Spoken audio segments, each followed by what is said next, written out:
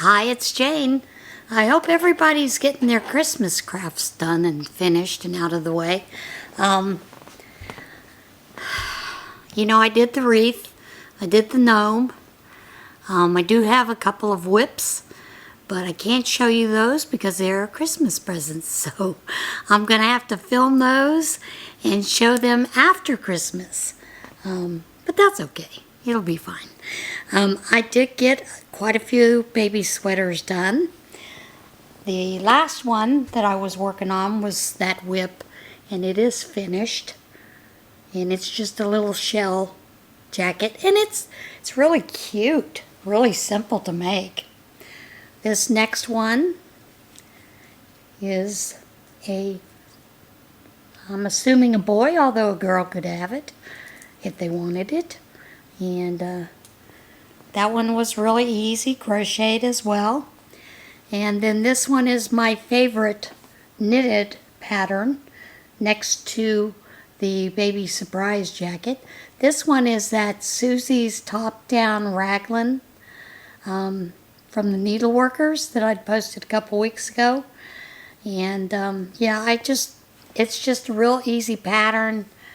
And if you do it right and you leave a long tail once you've knitted your sleeves, you can just slip stitch all the way up here, then use that yarn, knit across the back, pick up this, start the stitches for the next sleeve, finish it off, bring it back, and then you'll finish the front. So you don't really have to cut your yarn at all. That is something I enjoy with this pattern. Very simple. This next one is another crocheted pattern, and it's just a simple, and just has the one button on it. And this is out of Karen's Simply Soft. This is out of, I love this yarn, I think soft blue. This one is, I believe it's Waterfall. It came in one of the boxes with the Crochet Society, and it's a DK weight. This one is Karen's Simply Soft as well. And then the last one, had changed the battery.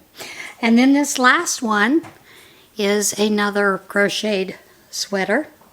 And this one is done with, it was a Karen 1-pounder that I picked up at Scraps and Skeins for like $1 in the color Rosewood is what it was.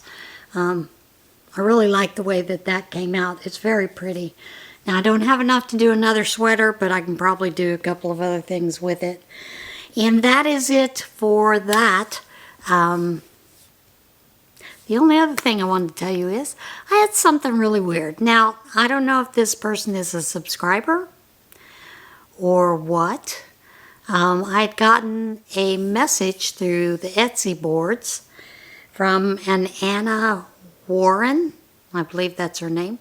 That's you, Anna. Send me an email at scraptasticyarns@gmail asking me, and it had a link outside of Etsy to something on Google Drive.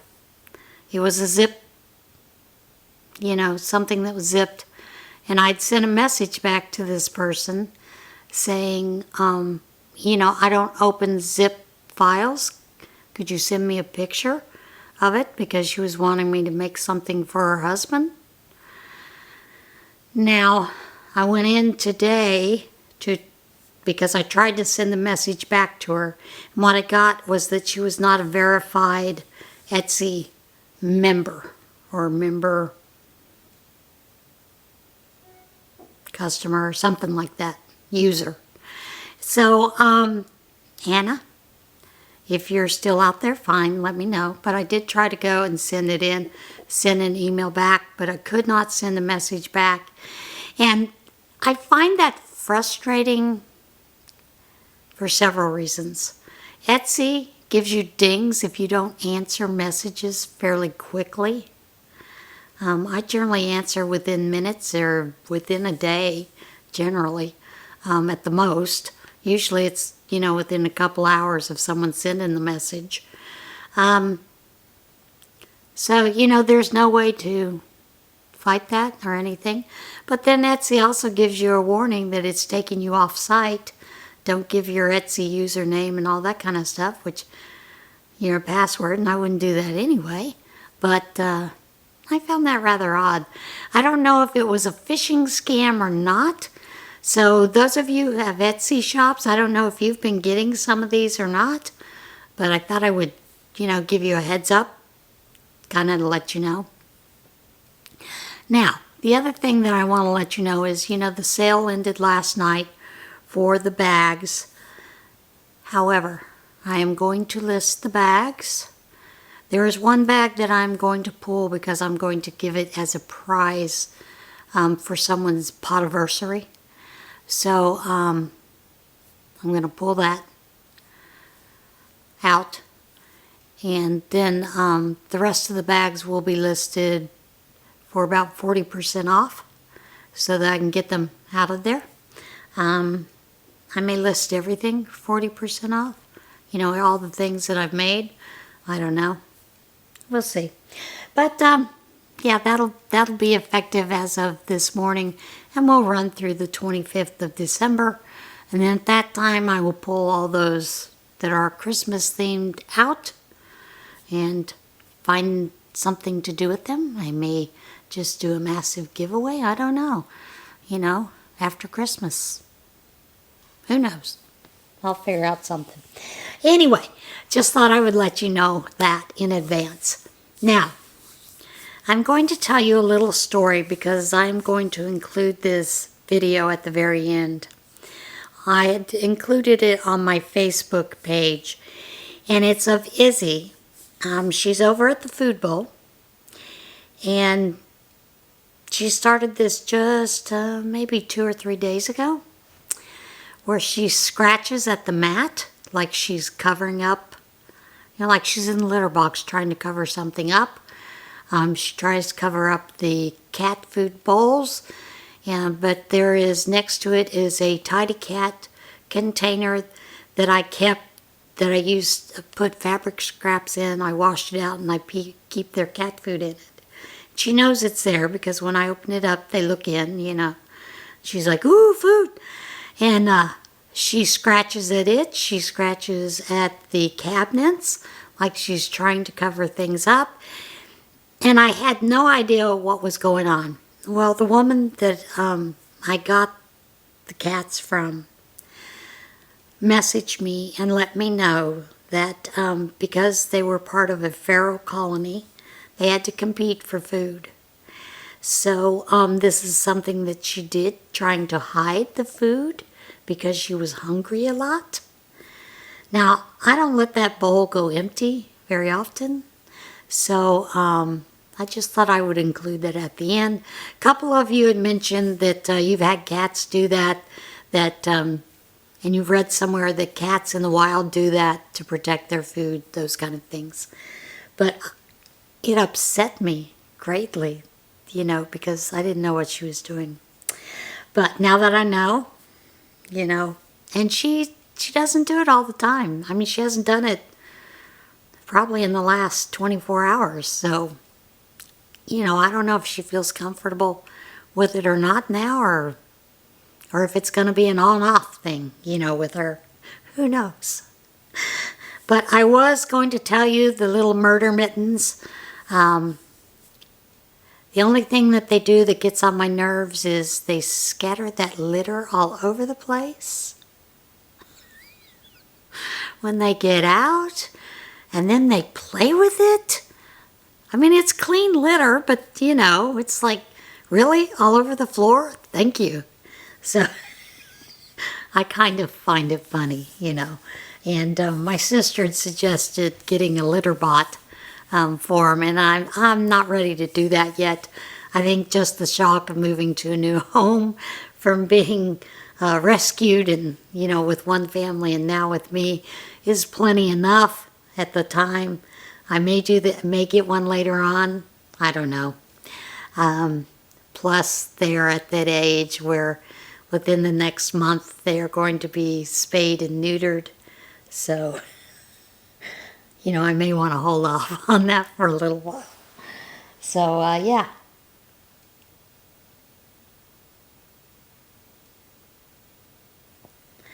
Hang on a second, guys. I need to answer this. Okay, I'm back. Are you ready for a little what in Tarnation? There's quite a few animal stories. Some of them are kind of funny. And I have this cowlick that's just bothering me like crazy for the past 3 days, so ignore it. All right. Stranded cat avoids rescue by jumping from atop utility pole. A Newfoundland cat who took issue with an attempt to rescue him from atop a utility pole took a flying leap from the top of the pole, and the incident was caught on camera. Alice Reed said her cat, Coco, was likely chased up the pole by a neighborhood dog. He spent 2 hours crying for help from atop the pole before a rescue effort was launched by utility workers. Reed filmed video of the attempted rescue and captured the moment Coco evaded the grasp of the workers by taking a flying leap from the top of the pole. I never in a million years thought he was going to jump on his own, Reed told CTV News. Reed said Coco took off running after landing on the ground and later showed up at home, miraculously uninjured. He came up the step and went on in. Then he lied down on the floor and started washing himself like, nothing ever happened. Reed said the Daredevil cat is on house arrest for the time being. He's crying to get outdoors, and I'm trying to keep him in. He's going to have to get used to being in the house more. And I'm telling you, the video is heart-stopping.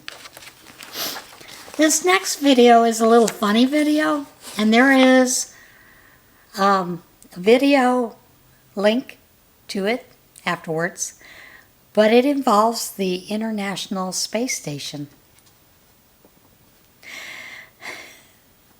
Lost tomato found aboard International Space Station after 8 months.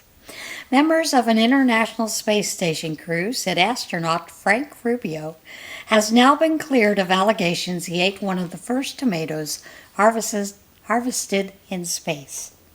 NASA astronaut Jasmine Mogbelli said during a live-streamed event celebrating the 25th anniversary of the station that the remains of the tiny tomato had been found 8 months after being misplaced by Rubio.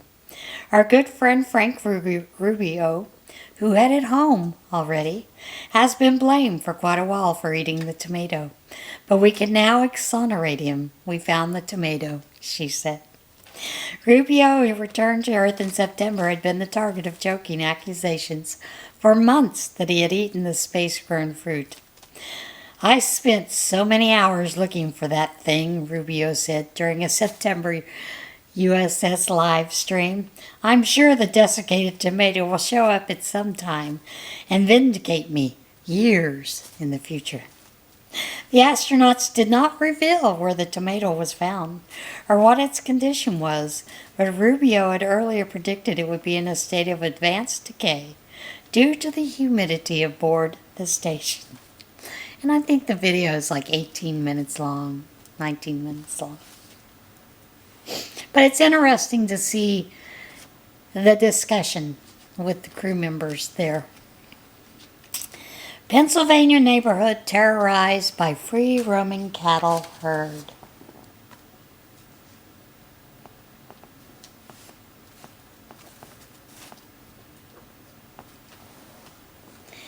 Residents of a Pennsylvania housing development said their yards and Christmas lights have been repeatedly damaged by a herd of free-roaming cows. Locals in the Brookhaven neighborhood in Mars said the cows have made repeated visits to their homes, causing damage to yards, gardens, and holiday displays. They said the cows occasionally bring bulls along for the visit. They're just kind of roaming the neighborhood, Ben Rathjen told the Pittsburgh Post-Gazette. My neighbor across the street, one of the bulls was sleeping alongside where his vehicles were in his driveway. They were coming up in people's backyards. They're defecating everywhere. That would be the worst thing. Neighbors said the cattle have been wandering in from a nearby farm for months. My mulch beds were torn up in the shrubbery. They were sampling them to see what they could eat, and there was dirt and mulch all over the porch, and so forth. And as you can imagine, there are quite a few piles of poop out there, too, Donna Pahel told KDKA-TV. The farm's owner said several fences on his property were damaged by felled trees, allowing the cows to wander as they please. He said crews were at the farm Thursday to make repairs. Some neighbors have said they've considered filing lawsuits against the owner of the cows. Adams Township does not have any local laws giving police authority to deal with the cows, but a meeting is scheduled for Monday to discuss the proposed ordinance. I would imagine so. Black bear attacks Christmas decoration in Florida. A black bear in Florida played Grinch to a Longwood family by attacking a life-sized reindeer decoration and dragging it from the yard. E.J. Levin said his family was preparing for dinner when his wife alerted him to the spectacle unfolding outside. I didn't even see it. It wasn't until my wife called and said, "Did you see what happened?" Levin told WSVN-TV. The family's security camera recorded as the bear wandered up bear wandered up to the light-up reindeer. It's like they're all there. Next thing you know, the camera turns on, the bear comes in and paws it down. The bear knocks over two of the deer decorations and drags one out of view of the camera. But Levin said it was later found at the end of the home's driveway was just a slight damage from its encounter with the bear. Levin said the bear's visit has already become a classic Christmas memory for his family. The kids love it. As soon as I showed them, they were like, "Oh my God, it's so great. They just go crazy with it," they said. And it's a rather interesting video. You know, was it Australia that had the minions that were showing up, or New Zealand? I think it was Australia. Or the minions were just showing up. Massive inflatable Santa Claus presence in Texas neighborhood a mystery. A gigantic inflatable Santa Claus is drawing visitors to a Texas neighborhood, but its origins are a mystery. Residents of the Hollywood area and Tyler said the not-so-little St. Nick appeared on a vacant lot about a week ago, and it quickly became popular with residents. Nobody lives on this lot, so we don't know who installed Santa. But isn't it fun? Marcia Daughtery told KETK-TV. Locals have been flocking to see the mysterious and massive Santa, with photos of the decoration dwarfing children and adults alike, spreading on social media. I was shocked when I first saw it, and I thought it was so big, youngster Nate Nevada said. My family and I like to drive by it at night. I'm sure they do.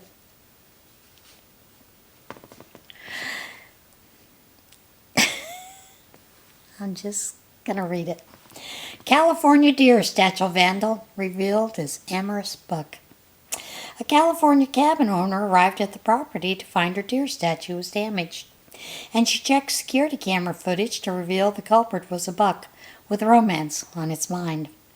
Dolores Eastman Runty said the deer's statue legs were broken when she returned to her Camp Nelson cabin, so she checked the footage from her Ring security camera. The footage showed an amorous male deer approaching the statue, which is used for crossbow practice and attempting to mate with it. She said another deer, possibly the same animal, returned a week later for a second tryst with the statue that resulted in the animal and the faux deer both tumbling to the ground. And there's video, but it's of rather pornographic nature. It's blocked out, but you get the gist. All right. Who doesn't love a good Christmas tree? Especially a fresh one, right? Unless you see or hear something in it. How about a sneeze and then eyes peeking at you? Texas woman finds opossum lounging in her Christmas tree. Texas woman had an early holiday surprise when she found an opossum hiding in the bushes of her Christmas tree. A video posted to TikTok by Brett Bat 359 shows the possum hiding inside the adorned tree inside the woman's house. The woman said in a follow-up video that she does not know how the animal got inside her home, as no doors had been left open. She said she heard noises after arriving home from work, but initially thought they were coming from one of her 3 dogs or her cat. She eventually got up to investigate the sounds and saw a long rat tail sticking out from her tree. The woman donned rubber gloves and attempted to pull the animal from out of the tree, but it was clinging tightly to a branch. She was able to pull the possum free, but it broke free from her grasp and fled under a couch. The animal fled from furniture item to furniture item until the woman was able to tackle him like an NFL football player. The woman said the possum, which she was able to carry outside, was not mean or aggressive during the encounter, just skittish. And they are. As an animal lover, I probably would have kept it if it didn't smell so horrid, the woman said. And there's video of it peeking out from the tree. Dogs can get into some of the craziest positions, right? Dog in South Carolina rescued from dryer vent. Police and firefighters in South Carolina rescued a curious dog whose head got stuck in a dryer vent at his owner's home. The Sumter Police Department said in a Facebook post that officers and firefighters responded to a home on Warren Court when a dog named Spike poked through a dryer vent and ended up with his head outside the house, while the rest of his body remained indoors. The responders were able to widen the opening so Spikes could pull his head back inside. Police wrote the happy hound was freed from his unfortunate circumstances and is doing fine, probably looking else to see what he can get into for the day. And there's a picture. A couple of pictures. Animals, what are you going to do with them, right? They do some of the craziest things. All right.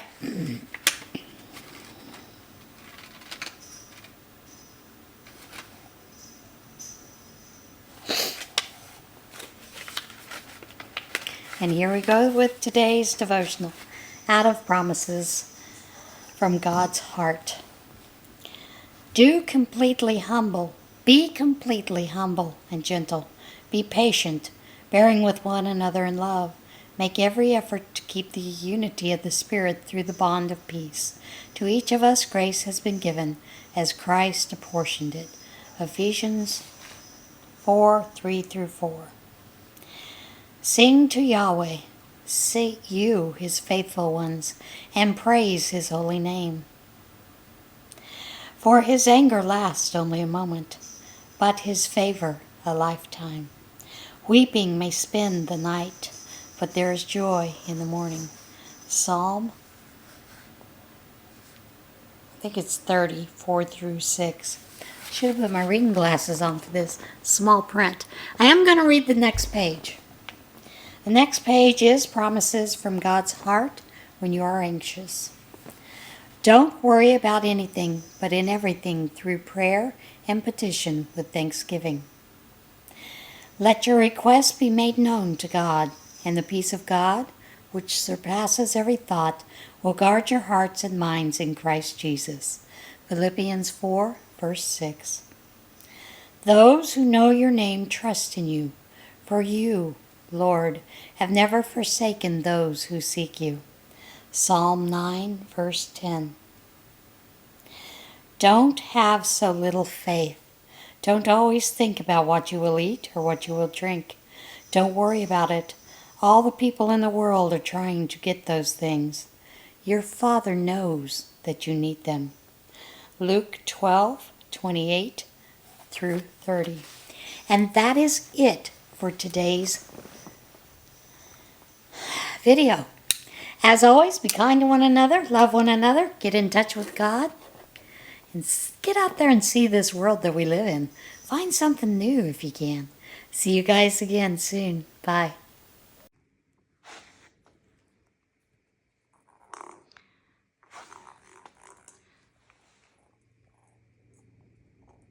These two think they're helping. They're not.